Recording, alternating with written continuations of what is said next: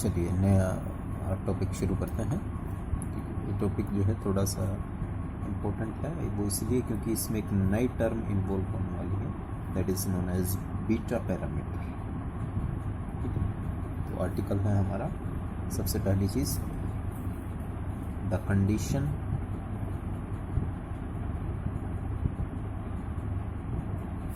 Of equilibrium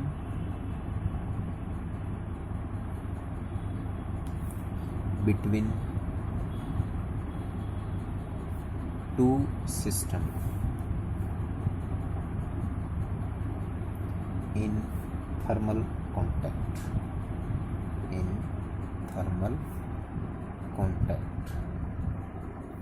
and beta parameter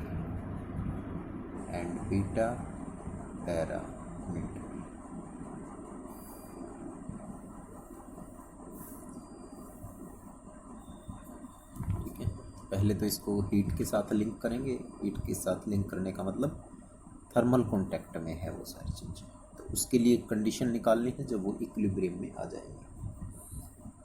क्या consider कर रहे हैं, हमारे पास दो सिस्टम है, थर्मल कॉन्टैक्ट में है।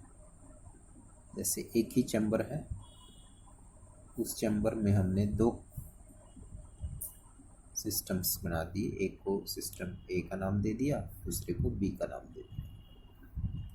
ठीक है, और ये थर्मल कॉन्टैक्ट में है। थर्मल कॉन्टैक्ट का मतलब इसमें से हीट इसमें जा सकती है, इसमें से हीट इसके अंदर एक्सचेंज हो सकती है। एक्सचेंजेबल हीट है दोनों की। ए की जो सिस्टम है हमारे पास, उसकी एनर्जी E1 और इसकी एनर्जी हमने कंसिडर कर ली E2। ठीक है, और इनके जो वॉल्यूम्स हैं वो V1 और V2 है। ठीक है, वॉल्यूम, इसका वॉल्यूम है V1 और इसका वॉल्यूम है V2, और they are in thermal contact. Heat exchange can be take place. Total energy system की क्या हो जाएगी, पूरे सिस्टम की total energy of system E1 plus E2 हो जाएगी, और इसको हमने रिप्रेजेंट कर दिया E से। ठीक है, at the equilibrium state,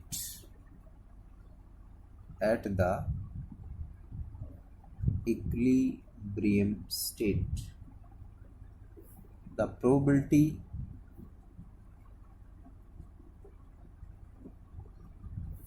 probability of system A and B having energies E1 and E2 will be maximum। ये लाइन मैंने इसलिए लिखी है क्योंकि यहाँ प्रोबेबिलिटी टर्म यूज हुआ है। जैसे ही इक्विलिब्रियम होगा, इक्विलिब्रियम स्टेट आ जाएगी, the probability of system A and B, ठीक है, जिनकी एनर्जी E1 और E2 है, वो मैक्सिमम हो जाएगी। ठीक है, प्रोबेबिलिटी मैक्सिमम होने वाली है सिस्टम की। कब? जब वो इक्विलिब्रियम स्टेट में चले जाएंगे। अदरवाइज इनकी एनर्जी E1 और E2 की। Therefore,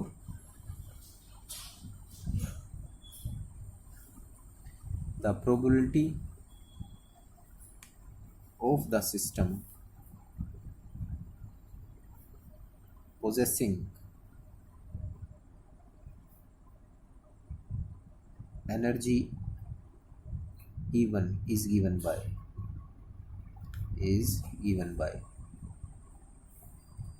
मैक्सिमम कब होने वाली है? जब एनर्जी इक्विलिब्रियम स्टेट में चली जाएगी। और एनर्जी जो है वो माइक्रो स्टेट पर, प्रोबेबिलिटी जो है वो डिपेंड करती है माइक्रो स्टेट पर। माइक्रो स्टेट का मतलब मीनिंगफुल अरेंजमेंट पर डिपेंड करती है। तो जो प्रोबेबिलिटी है E1 एनर्जी के लिए, P of E1 energy is directly proportional to the probability of the energy of the system and the given by even values. Now you can see that what is the value of probability P even is directly proportional to microstate probability and energy even. Similarly, we can write this value as P even, that is equal to K1, proportionality symbol को replace कर दिया हमने, W1 and E1. We have replaced the value with the proportionality symbol with K1.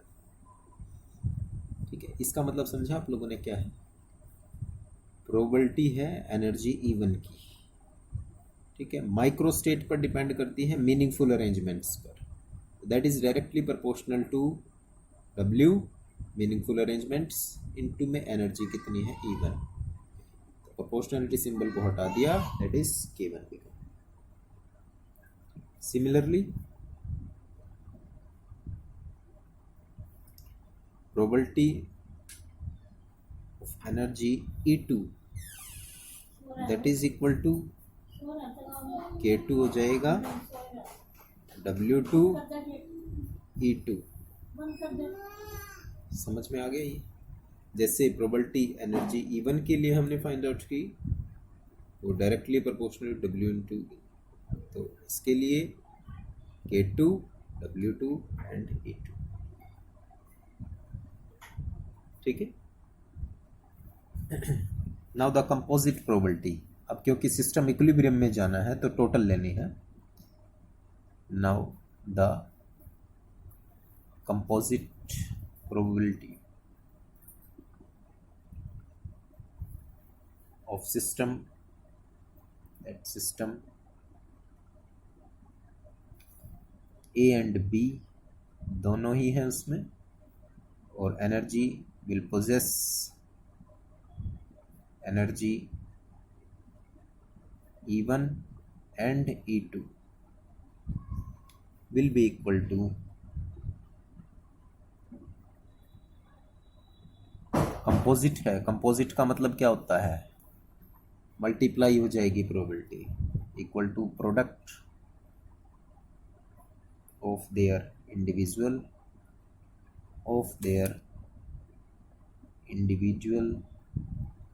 Probabilities. That is composite probability P1, E2. This is equal to multiply of probability of E1 and E2. K1 W1 E1. ठीक है, ये composite probability पहले आ चुका है, इसलिए बता रहा हूँ मैं, प्रोडक्ट के बराबर होता है. K2 W2 ऑफ E2, दोनों को हमने क्या कर दिया? मल्टीप्लाई कर दिया. ठीक है, थोड़ा सा आगे पीछे लिख सकते हैं. K1 K2 को एक साथ लिख सकते हैं. Composite probability E1 and E2, this is equal to K1 और K2 इकट्ठा लिख दिए, W1 E1 और W2 E2 हमने यहाँ पर लिख दिया. इसको नाम दे देते हैं इक्वेशन नंबर 1 का.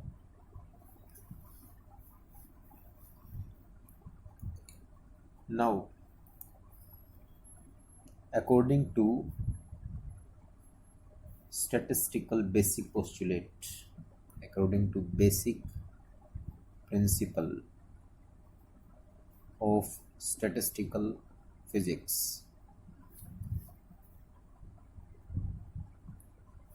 the composite probability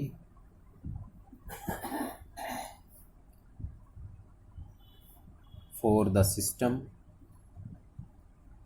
for the two system, क्योंकि दो सिस्टम है हमारे पास, for the two system be in equilibrium should be maximum.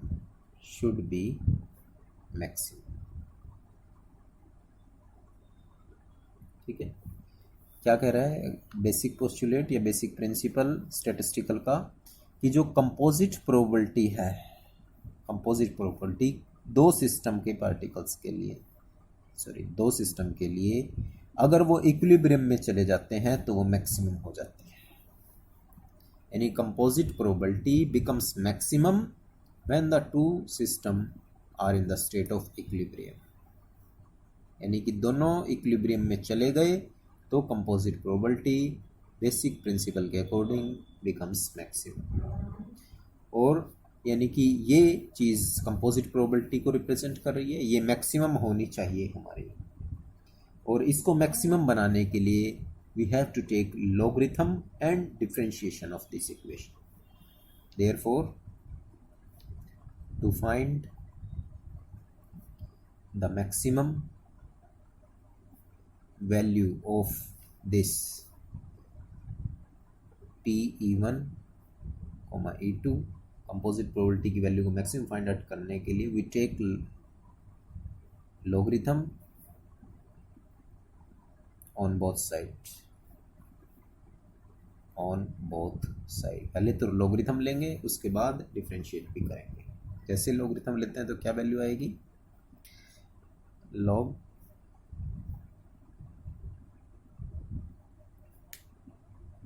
PE1, E2 this is equal to, दोनों प्रोडक्ट में है, ये भी प्रोडक्ट में है, ये भी प्रोडक्ट में, ठीक है। तो पहले K1 K2 के साथ लिख लेते हैं log K1 plus log K2, क्योंकि प्रोडक्ट लॉगरिथम में प्लस में चेंज हो जाता है। ऐसे ही log W1 E1 plus log W2 E2, ठीक है। ये भी प्रोडक्ट में थे सारे तो प्लस में चेंज हो गए। Now differentiating both side because we have to give in the maximum value, differentiating both side with respect to E1, ठीक है। और जब हम डिफरेंशिएट करेंगे तो ये कंपोजिट है, यानी कि इक्विलिब्रियम स्टेट आ चुका है। और जब इक्विलिब्रियम स्टेट आ जाता है तो डिफरेंशिएशन का मतलब है कोई चेंज नहीं होगा उसके अंदर। और जब कोई चेंज नहीं होगा तो डेरिवेटिव इस वैल्यू का कितना हो जाएगा, 0 हो जाएगा। And taking derivative of log PE1 E2 is 0, ठीक है। क्योंकि इक्विलिब्रियम हो गया और जैसे इक्विलिब्रियम होगा टू बी मैक्सिमम, वो क्या हो जाएगा, मैक्सिमम हो जाएगा। यानी ये टर्म 0 के बराबर हो गई। अब इस टर्म को लॉगरिथम लेते हैं with respect to E1, K1 का भी 0, K2 का भी 0, दोनों ही 0 हो गए यहाँ। तो करली अपॉन में करली E1 किसका लिया है हमने, log W1 E1 का, प्लस करली by curly E2 log W2 E2 करली E1 E2 का विद रिस्पेक्ट क्या है, E1 में, बस ये वैल्यू आ गई, ठीक है। इन दोनों का तो 0 हो गया, यहाँ लिखने की ज़रूरत नहीं। इसका कर दिया हमने विद रिस्पेक्ट टू E1 और इसका भी कर दिया हमने with respect to E1। Now 0 this is equal to curly by E1 log W1 E1, ठीक है, प्लस करली bye E2 log W2 E2 करली E2 करली E1। इक्वेशन नंबर 2 नाम दे देते हैं। ठीक है, एक तरीके से यही चीज़ मैंने दोबारा लिख दी है, रिपीटिशन में लिख दिया है इसको, ना लिखने तो भी दिक्कत नहीं है। अब यहाँ 0 के बराबर वैल्यू आ रही है, ठीक है, और हमारे पास एक इक्वेशन थी जिसमें हमने टोटल एनर्जी को E से रिप्रेजेंट किया था, E1 प्लस E2। एक सिस्टम 1 की एनर्जी, दूसरे सिस्टम 2 की एनर्जी, टोटल एनर्जी E के बराबर, ठीक है। और जब टोटल एनर्जी की अगर हम बात करें तो टोटल एनर्जी फिक्स होती है, तो इसका मतलब इसका डिफरेंशिएशन कितना हो जाएगा, 0 के बराबर हो जाएगा। यानी इसको हम क्या लिख सकते हैं, वी हैव E1, लिख देता हूँ मैं, E1 is equal to E1 plus E2 and ये वैल्यू तो हो गई 0, फिक्स एनर्जी है, करली E1 प्लस करली E2, इसका डिफरेंशिएशन कर दिया, सो करली E2 ये उधर चला गया माइनस में, ठीक है, माइनस करली E1, और इसको हम क्या लिख सकते हैं, करली E2 अपॉन में curly E1, this is equal to minus K 1, ठीक हो गया। यानी कि ये वैल्यू हमारे पास है, कहाँ पर है, ये रही, इसकी जगह क्या पुट कर देंगे, माइनस पुट कर देंगे, फ्रॉम 2 वी हैव ये टर्म करली अपॉन में curly E1 log W1 bracket में E1। अब माइनस आ गया है इसकी जगह यहाँ, तो यहाँ पर भी माइनस लगा दिया, ठीक है, क्योंकि ये टर्म जो है वो -1 के बराबर है, तो ये माइनस आगे लगा दिया, सो दिस बिकम करली अपॉन में करली E2 log W2 E2 and all these are equal to 0, ठीक है। यानी कि आप ये देखिए, करली अपॉन में curly E1 log W E1 curly by E2 log W2 E2, this is equal to 0। इस टर्म को उठाकर दूसरी तरफ ले जाओ, इक्वल टू में रख दो,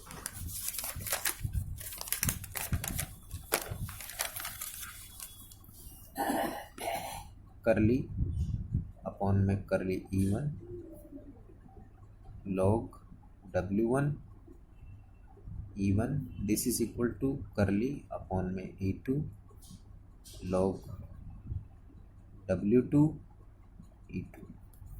इक्वेशन नंबर 3 या 4 जो भी आपका है वो दे देते हैं, 4 दे देते हैं। अब इस इक्वेशन में आप ये देख सकते हैं कि ये टर्म इस टर्म के बिल्कुल एक्जैक्टली इक्वल आ गई है, और ये टर्म जब इस टर्म के इक्वल आ गई है तो इसका मतलब एनर्जी जो E1 की तरफ थी वही एनर्जी E2 की तरफ हो गई, और ये एक तरीके से इक्विलिब्रियम कंडीशन को भी रिप्रेजेंट करती है। This equation represents the required condition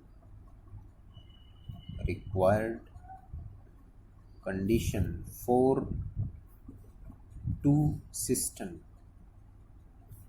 in thermal contact to be equilibrium, to be in equilibrium।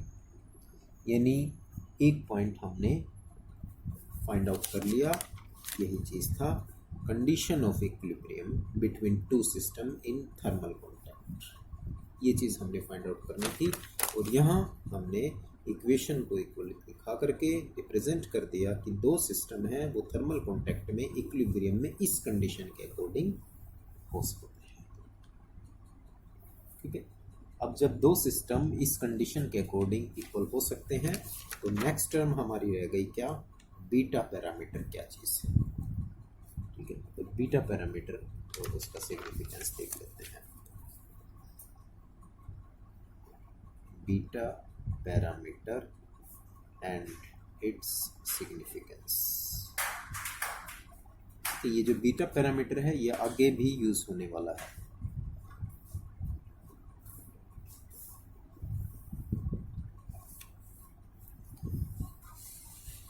अब ये जो टर्म इसके अंदर रिप्रेजेंट हो रही है ना, करली बाय करली ई लॉग डब्ल्यू ई, यहाँ सिर्फ 1 की जगह क्या आ गया, 2 आ गया है।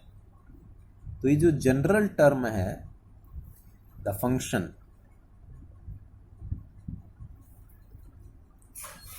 करली बाय करली ई लॉग डब्ल्यू और इनटू में ई, ठीक है, is represented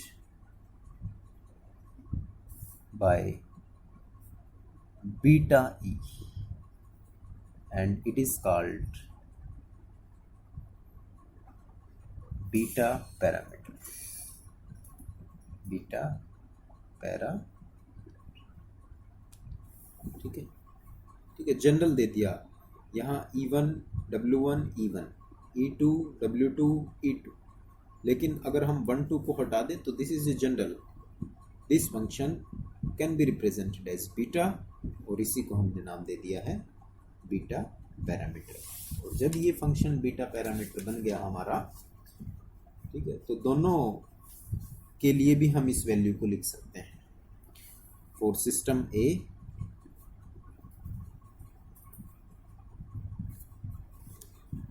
beta parameter E1 आ जाएगा यहाँ पर, और इसको बीटा 1 दे देते हैं। दिस इज इक्वल टू वही चीज़ 1 1 लिख दो इसमें जो भी था, करली by curly E1 log of W1 E1 for system B beta 2 E2, this is equal to curly by curly E2 log W2 and E2, ठीक है। तो अब हमारे पास E1 और E2 दोनों की वैल्यू आ गई। और जब थर्मल इक्विलिब्रियम आता है, फॉर थर्मल इक्विलिब्रियम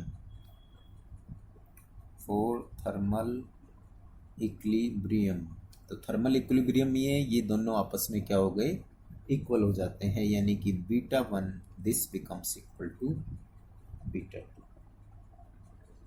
और जब बीटा 1 और बीटा 2 इक्वल हो गए तो टेम्परेचर की टर्म्स में भी उनको रिप्रेजेंट किया जा सकता है।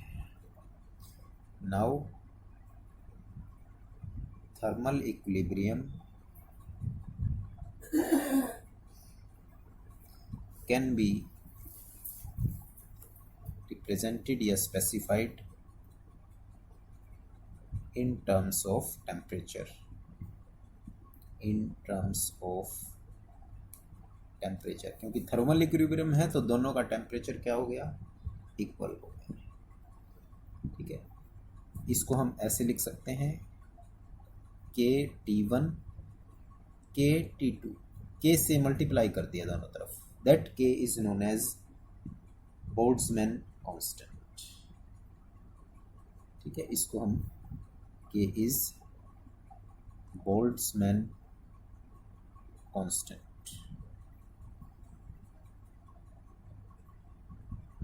ठीक है। और स्टैटिस्टिकल फिजिक्स में इसको बीटा के टर्म्स में रिप्रेजेंट करें तो क्या लिखेंगे, according to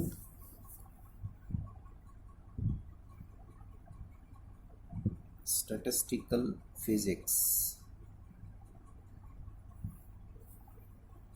equality of temperature, equality of temperature means equality of beta parameter,